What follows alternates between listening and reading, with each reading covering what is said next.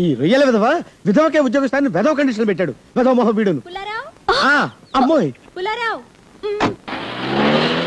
ఆ మెకానిక్ ని పిలిచా 4 ఏళ్ల కార్ని. అదేంటి ఆ 4 ఏళ్ల కార్ని అమ్మాయి వేసుకెళ్ళిపోతుంది? అమ్మో డిక్కి కూడా వేసుకెళ్తాడు. కారు వెళ్తే డిక్కి వెళ్ళదైతే ఏం జరుగుతుందో ఏంటో, దానికి అసలు బ్రేకులు లేవు. బ్రేకులు లేవా? అమ్మో డిక్కికి ఏం జరుగుతుందో ఏంటో.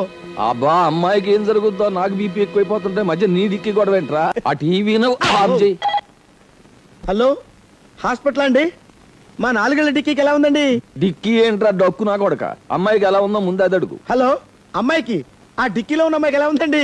ఆ అమ్మాయి డిక్కీలో ఎందుకు ఉంటదిరా, టీరింగ్ కాడ కూకుంటది. అసలు ముందు యాక్సిడెంట్ అయిందో లేదో పొదేసినంటే అది అడుగు. హలో ముందు యాక్సిడెంట్ అయిందా వెనక యాక్సిడెంట్ అయిందండి?